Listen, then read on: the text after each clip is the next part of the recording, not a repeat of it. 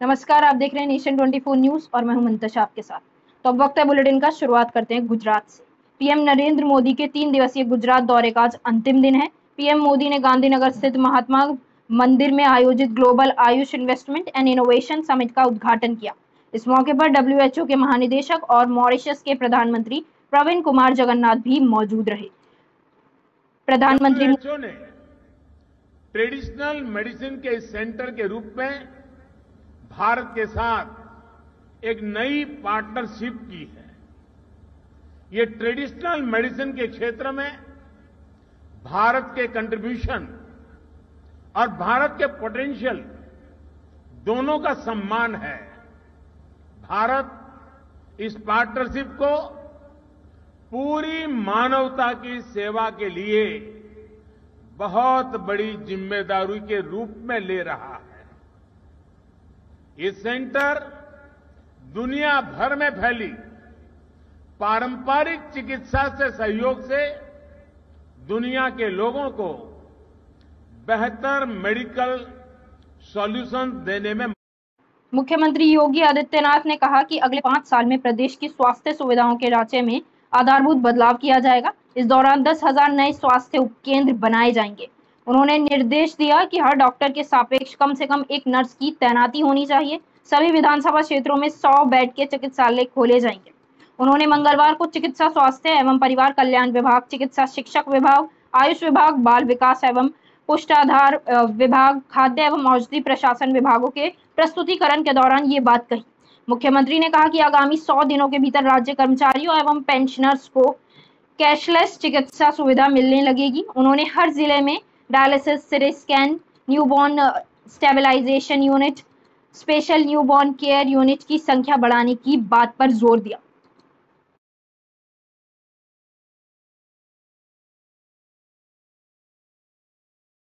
धर्मस्थलों पर लगे लाउडस्पीकर को लेकर छिड़े विवाद के बीच मथुरा के श्री कृष्ण जन्मभूमि से अच्छी पहल हुई है। श्री कृष्ण जन्मभूमि मंदिर की चोटी पर लगी तोहरी यानी कि लाउडस्पीकर की आवाज अब नहीं सुनाई देगी। बुधवार से लाउडस्पीकर को बंद कर दिया जाएगा। इससे पूर्व मंदिर में मंगला आरती के वक्त लाउडस्पीकर बजता था। इसके साथ ही श्री कृष्ण जन्मभूमि मंदिर परिसर के अंदर बजने वाले भजनों की आवाज भी धीमी की गई ताकि आवाज परिसर के बाहर ना जाए। श्री कृष्ण जन्मस्थान सेवा संस्थान के सचिव कपिल शर्मा ने बताया कि मुख्यमंत्री योगी आदित्यनाथ के आह्वान पर ऐसा किया गया है। संस्थान के पदाधिकारियों के विचार विमर्श के बाद बुधवार को मंदिर की चोटी पर लगा लाउडस्पीकर नहीं बजाया गया। बता दें कि लाउडस्पीकर पर विवाद के बीच मुख्यमंत्री योगी आदित्यनाथ ने प्रदेश में लाउडस्पीकर के इस्तेमाल को लेकर अहम गाइडलाइन जारी की है। मुख्यमंत्री ने कहा कि सभी लोगों को अपनी धार्मिक विचारधारा के अनुसार अपनी उपासना पद्धति को मानने की स्वतंत्रता है। माइक और साउंड सिस्टम का इस्तेमाल भी किया जा सकता है, लेकिन ये सुनिश्चित किया जाए कि साउंड सिस्टम की आवाज उस धार्मिक परिसर से बाहर ना जाए।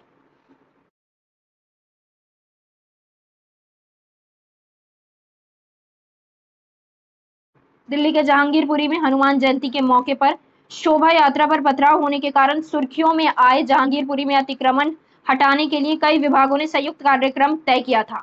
16 अप्रैल के दिन जहां दंगा हुआ, आज वहीं बुलडोजर चलेगा और यहां मौजूद अवैध अतिक्रमण को हटाया जाएगा। इसके तहत पूरे इलाके में सुरक्षा व्यवस्था बढ़ा दी गई थी। जैसे जैसे सुप्रीम कोर्ट के आदेश की बात एमसीडी के अधिकारियों को मिल रही थी, वो उसके अनुसार काम कर रहे थे। अब इलाके में मलबा हटाने का काम भी बंद कर दिया गया है। इस बात की पुष्टि निगम के कमिश्नर ने की है। सुप्रीम कोर्ट ने दिल्ली के जहांगीरपुरी में यथास्थिति बनाए रखने को कहा है। यह आदेश सुप्रीम कोर्ट ने अतिक्रमण हटाने के अभियान के खिलाफ डाली गई याचिका पर दिया है। अब इस मामले में सुनवाई कल हो।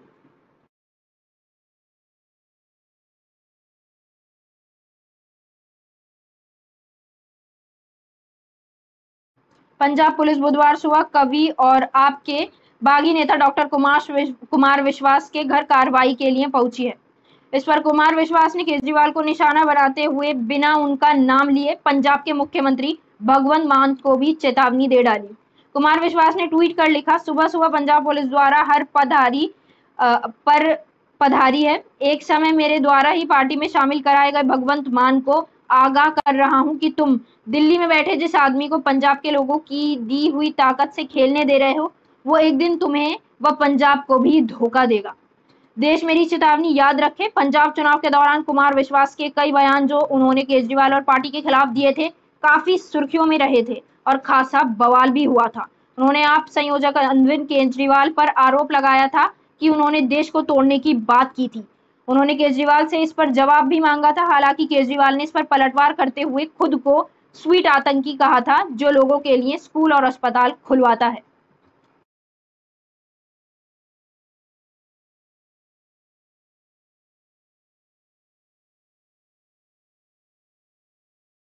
मानसून काल में संभावित आपदाओं के दृष्टिगत जनपदों में पूर्व तैयारी के संबंध में मंगलवार को प्रदेश के मुख्यमंत्री पुष्कर सिंह धामी द्वारा सभी जिलाधिकारियों एवं अन्य विभागों के अधिकारियों के साथ वीडियो कॉन्फ्रेंसिंग के माध्यम से बैठक कर जनपद स्तर पर आपदाओं की घटनाओं से निपटने हेतु की जा रही तैयारी की समीक्षा करते हुए आवश्यक दिशा निर्देश दिए गए।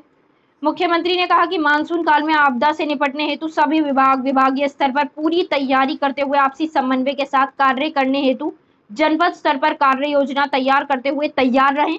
उन्होंने कहा कि आपदा से निपटने हेतु आम जन सहभागिता महत्वपूर्ण है। इस हेतु ग्रामीण के साथ समन्वय स्थापित करते हुए प्रत्येक ग्राम स्तर पर युवक मंगल दलों, महिला मंगल दलों के अतिरिक्त युवाओं को आपदा प्रबंधन से संबंधित प्रशिक्षण प्रदान करें। उन्होंने कहा कि आपदा के दौरान आवागमन यातायात किस प्रकार से कम समय में सुचारू हो सके, चाहे वह वैकल्पिक व्यवस्था ही क्यों ना हो, इस हेतु पूर्व से तैयारी सुनिश्चित कर ली जाए।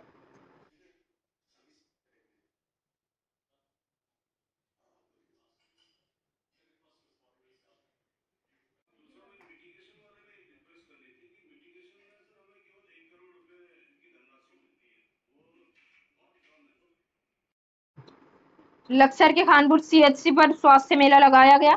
इसमें खानपुर और आसपास के 30 से ज्यादा गांवों से आए मरीजों की भारी भीड़ उमड़ी। शिविर में अधिकांश बीमारियों के विशेषज्ञ डॉक्टरों ने उनकी जांच पर दवा दी। शिविर में आयुष्मान कार्ड व दिव्यांग प्रमाण पत्र बनाने के साथ ही मरीजों के अल्ट्रासाउंड भी किए गए। अटल आयुष्मान योजना के 4 साल पूरे होने पर स्वास्थ्य विभाग की तरफ से हर विकास खंड में स्वास्थ्य मेले लगाए जा रहे हैं। आज मुख्य चिकित्सा अधिकारी डॉक्टर खगेंद्र कुमार ने खानपुर सीएचसी परिसर में आयोजित स्वास्थ्य मेले की शुरुआत की। उन्होंने कहा कि अच्छा स्वास्थ्य हर किसी की जरूरत है। खासकर ग्रामीण क्षेत्र में रहने वाले गरीब लोगों के लिए स्वास्थ्य सेवाओं को बेहतर बनाने के लिए सरकार काम कर रही है। ये हमारा पूरे देश भर में अटल आयुष का जो 4th एनिवर्सरी मनाया जा रहा है। माननीय हमारे जो प्रधानमंत्री उनका जो मिशन है, उसके तहत हमारे जितने विभाग हैं स्वास्थ्य विभाग से, अल्ट्रासाउंड, डेंटिस्ट, आपका आई सर्जन, ENT सर्जन, विकलांग, जितने हैं सब यहाँ पर कराए जा रहे हैं। और मेरे ख्याल से उत्तराखंड में सबसे पहला और ये डिस्ट्रिक्ट है जो भी अल्ट्रासाउंड में आपको स्वास्थ्य मेला में कई सुविधा देने जा रहे हैं। क्या बनवाया? बन गया? कार्य करवाए और ये हमारा जो महकमा है बहुत ही अच्छा काम कर रहा है। सर मैं दिव्यांग सेवा समिति से हूँ, यही मेरा कार्य। अच्छा, आप दिव्यांगों को कराते हो या और भी? नहीं, दिव्यांग है, विधवा है, जो अनाथ बच्चे हैं, मैं सर हमारी संस्था से। कौन सी? ठीक। हम यहाँ खून की जांच कराने के लिए और अल्ट्रासाउंड हो गया? अभी नहीं हुआ, खून की जांच अल्ट्रासाउंड कराने जा रहे हैं। क्या कराने के लिए आए थे? ये जो प्रमाण बन गया? तहसील दिवस में बतौर मुख्य अतिथि शामिल हुई एसडीएम संगीता कन्नौजिया ने बताया कि 26 शिकायतों में से 5 शिकायतों का मौके पर ही निस्तारण कर दिया गया है, जबकि शेष शिकायतों को संबंधित विभागों के अधिकारियों को जल्द से जल्द निस्तारित करने के लिए आदेश दे दिए गए हैं।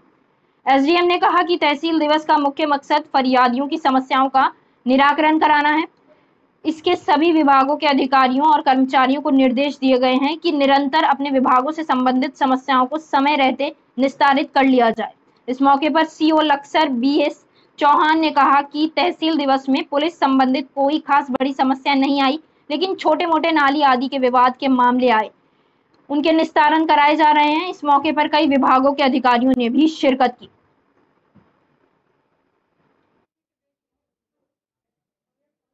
आज तहसील दिवस में हमारे यहाँ अभी तक 12:30 बजे तक 25 समस्याएं आई हैं, जिनका अभी मौके पर 3 समस्याओं का निस्तारण कर दिया गया है। बाकी संबंधित विभाग को 1 सप्ताह का टाइम दिया है समस्या का निस्तारण करने के लिए। इस तहसील दिवस में कोई विशेष समस्या तो पुलिस संबंधित कोई आई नहीं। छोटे मोटे नाली वगैरह के विवाद वगैरह है 133 वगैरह से संबंधित, उन्हें मौके भी दिखाया जा रहा है ताकि शांति व्यवस्था बनी रहे और कोई जो है अनहोनी। केंद्र सरकार द्वारा गरीब व बेघर परिवारों को आवास उपलब्ध कराने की योजना चलाई गई है, जिसमें प्रधानमंत्री आवास योजना के अंतर्गत उन परिवारों को आवास उपलब्ध कराए जाते हैं जिनके पास पक्के मकान नहीं है। डोईवाला विकासखंड के ग्राम पंचायत माजरी ग्रांट में भी ऐसे 70 आवासहीन परिवारों को घर उपलब्ध कराए जाने थे, जो कि वन विभाग द्वारा आवंटित भूमि में निवास करते हैं। बता दें कि इन परिवारों को लगभग 8 माह पहले आवास अनुदान राशि की पहली किस्त भी उनके बैंक खातों में डाल दी गई थी, पर प्रशासन द्वारा ये जमीन वन विभाग की बताकर उनके आवासों पर रोक लगा दी थी और ग्राम पंचायत की भूमि चिन्हित कर इनके आवास बनाने की बात कही थी। साथ ही उनके बैंक खातों को भी सीज कर दिया गया था और आने वाली किस्तों पर भी पूरी तरह रोक लगा दी थी, जिसके बाद ये मुद्दा काफी गर्मा गया, जबकि ग्रामीण जिस जगह पर वर्षों से रह रहे हैं उसी जगह पर आवास बनाए जाने की मांग कर रहे हैं।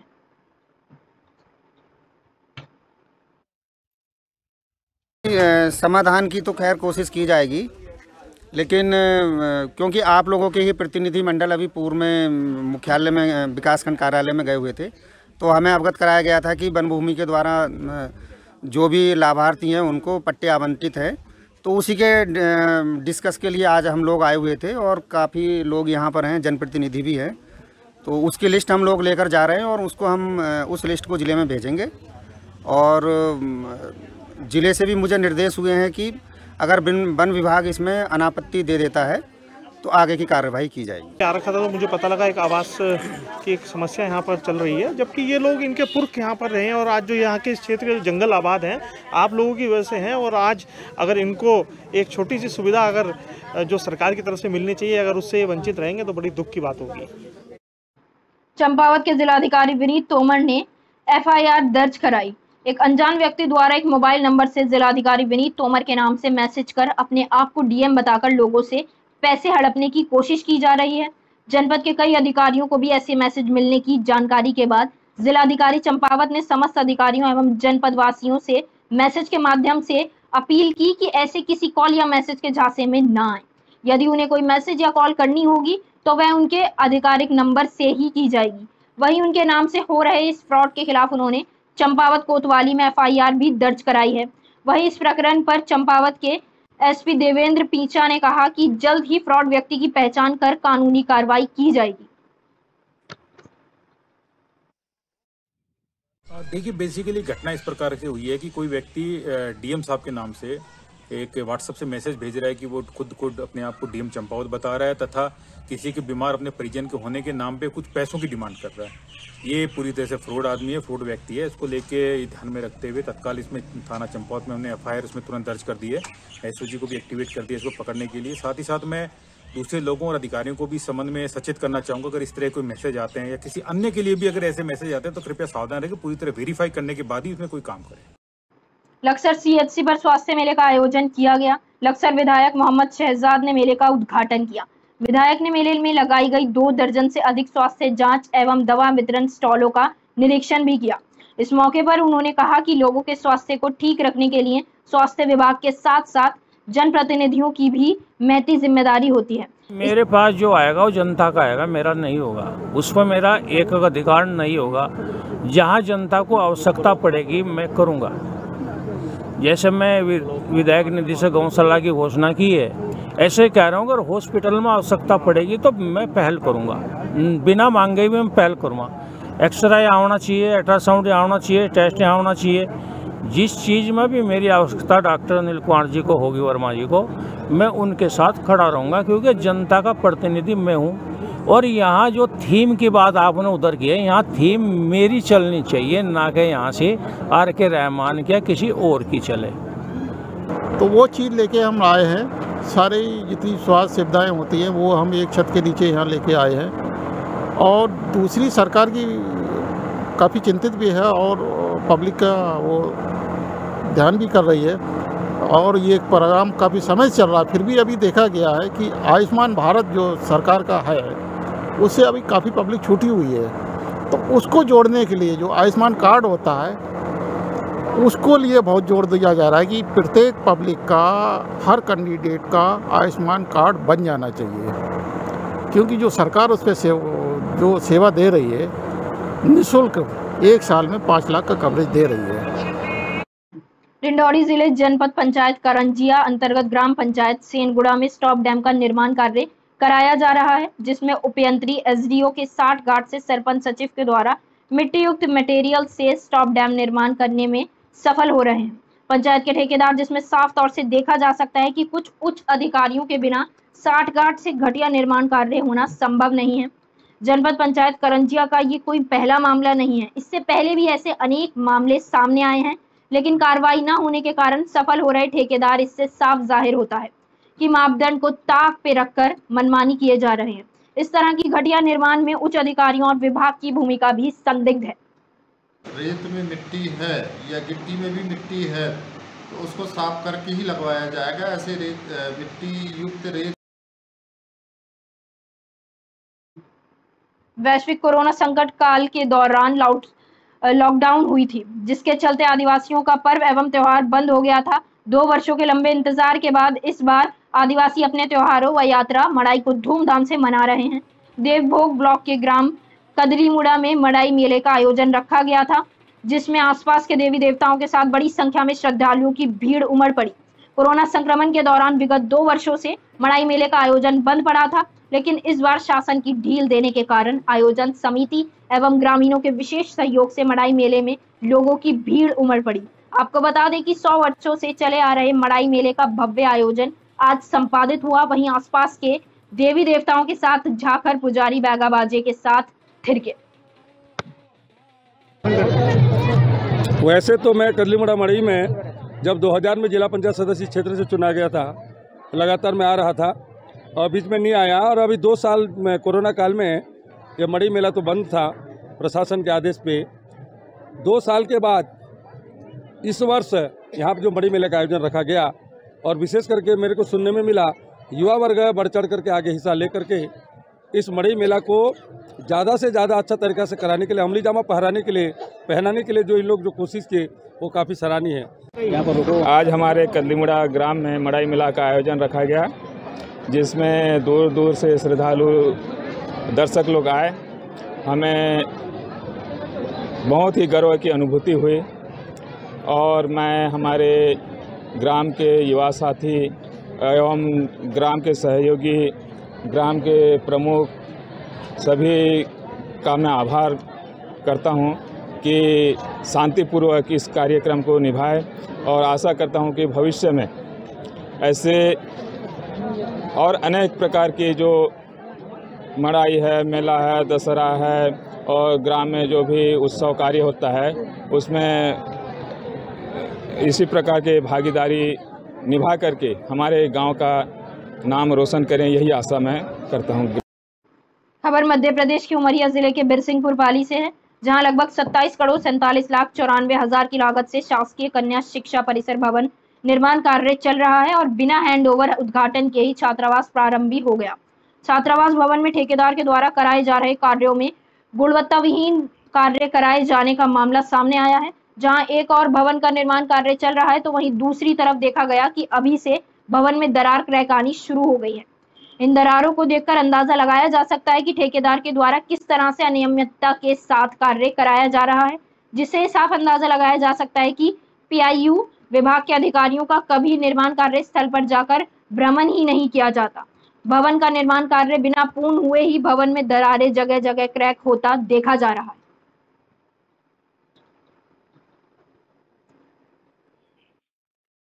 पूरा हो जाएगा। भवन में भी दरारें कहीं ना कहीं आ रही हैं। सभी को संतुष्टिपूर्वक कार्य कराने के पश्चात ही हैंडओवर लिया जाएगा। गोरैया पंचायत में जो पाली प्रोजेक्ट कॉलोनी के बगल में है, वहाँ पर जो कन्या परिसर का काम हो रहा है, 2017 में ये काम शुरू हुआ था और शुरू से ही इस काम में जब ये स्टार्ट हुआ था तभी से गुणवत्ता को लेकर इसकी बातें आती थी कि जो भवन बनाया जा रहा है इसकी गुणवत्ता सही नहीं है। दूसरी चीज़, जिस जगह पर वो भवन बनाया गया है उसके नीचे अंडरग्राउंड माइंस चली हुई है और किसी माइंस के ऊपर स्थान पर 4 मंजिला भवन बना देना ये भी अपने आप एक शंका और संदेह के दायरे में आता है। आज आप जब वहाँ पर जाकर निरीक्षण करेंगे तो कई जगह बिम लेवल पे क्रैक आ गए हैं उस भवन पे। मैंने सुना है अभी तक वो भवन हैंडओवर भी नहीं हुआ है। और मोकेड़ जनपद पंचायत के सामने आज लगातार दूसरे दिन भी मोकेड़ सरपंच की अनिश्चितकालीन भूख हड़ताल प्रारंभ रही। एक और जनपद कार्यकाल में एसडीएम, तहसीलदार, सीईओ विभागीय बैठक में रहे, लेकिन स्थल पर नहीं पहुंचकर सरपंच की सुध तक नहीं ली। वहीं दूसरी ओर आज इस हड़ताल को ग्राम पंचायत डोडिया के सरपंच हिरेश राम ने भी समर्थन दिया एवं कल इस भूख हड़ताल में शामिल होने की घोषणा की। वहीं दूसरी ओर इन भ्रमण एसडीओ बघेल, उपयंत्री सौरभ जैन को हटाए जाने को लेकर पत्रकार संगठन भी हड़ताल स्थल पहुंचा, सरपंच श्यामू साहू का समर्थन किया।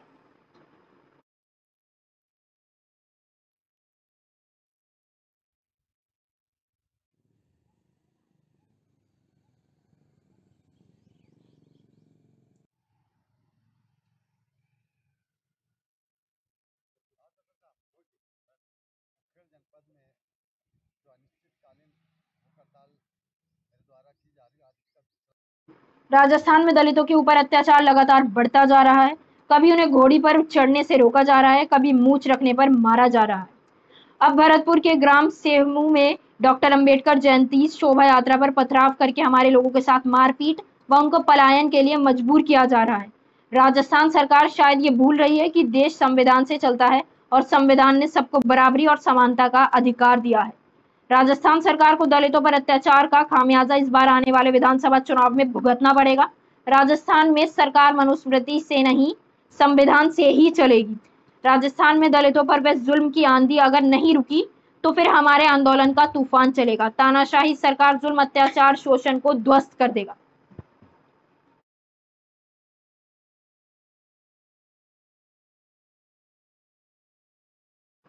फिलहाल इस बुलेटिन में मेरे साथ इतना ही। नमस्कार।